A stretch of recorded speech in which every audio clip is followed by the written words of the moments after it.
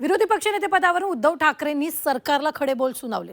विरोधी पक्षनेतेपदाला नियम लावणार असाल तर असंविधानिक 2 उपमुख्यमंत्री पद रद्द करा अशी मागणीच उद्धव ठाकरेंनी केली आहे। विरोधी पक्षनेतेपदाच्या नियमाबाबत माहिती नाही, मात्र सरकारनं 2 उपमुख्यमंत्री पद निर्माण केल्याचं ते म्हणाले। विरोधी पक्षनेतेपदावर दावा केला असून भास्कर जाधवांचं नाव सुचवलंय। सरकार विरोधी पक्षनेतेपदाला का घाबरतंय असा सवाल देखील उद्धव ठाकरेंनी विचारलेला आहे।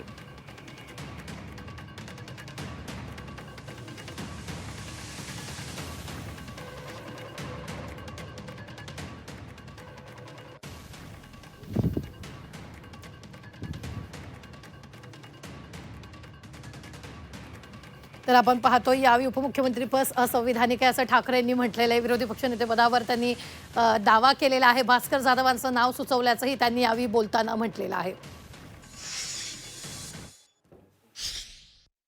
आम्ही विरोधी पक्षनेते पदावरती दावा सांगितलेला आहे, त्याच्यासाठी भास्कररावांचं नाव देखील दिलेलं आहे आणि अजून अद्याप उत्तर मिळालेलं नाहीये। त्याच्याबद्दल तो खरंच नियम आहे की नाही हे सुद्धा कागदावरती कळू शकेल, पण नियम असला काय आणि नसला काय, जर नियम असला तरी आणि नसला तरी उपमुख्यमंत्री पद हे संविधानिक नसलेलं पद हे एक नव्हे तर 2-2 जे सरकार निर्माण करू शकतं ते विरोधी पक्षनेते पद द्यायला घाबरतंय का, हा एक मोठा विषय। म्हणजे कोणाला तुम्ही घाबरताय?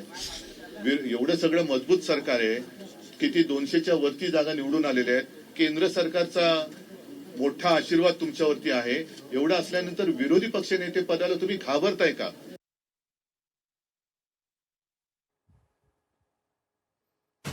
तर उद्धव ठाकरेंनी दिलेल्या सल्ल्यावर त्यांनी सडकून टीका केली आहे। 2 नंबरच्या पदावरील नेत्यांनी निवडणुकीत तुम्हाला 4 नंबरवर नेल्याचा टोलाही एकनाथ शिंदेंनी लगावलाय। स्वतः उद्धव ठाकरे मुख्यमंत्री असताना त्यांच्या सरकारमध्ये अजितदादा उपमुख्यमंत्री होते याची आठवणही शिंदेंनी करून दिलेली आहे।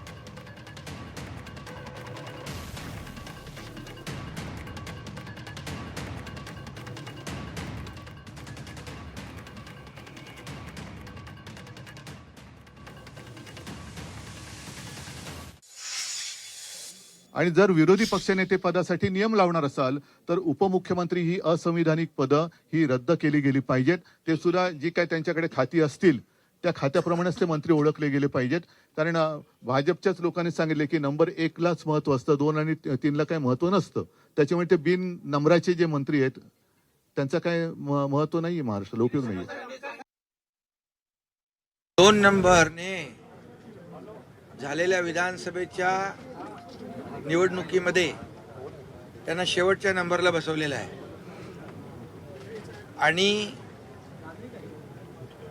मी मुख्यमंत्री होतो तेव्हाही संविधानिक नाही, घटनाबाह्य पद आहे, हे रद्द झालं पाहिजे असे काही लोक म्हणायचे।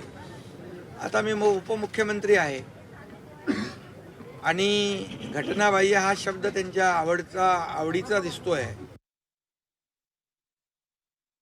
त्यांच्या काळात देखील अजितदादा उपमुख्यमंत्री होते आणि त्यामुळे जेव्हा आपण समोरच्याकडे बोट दाखवतो तेव्हा 3 बोटं आपल्याकडे असतात आणि म्हणून जिनके घर शीशे के होते वो दूसरों के घरों पर पत्थर नहीं फेंका करते।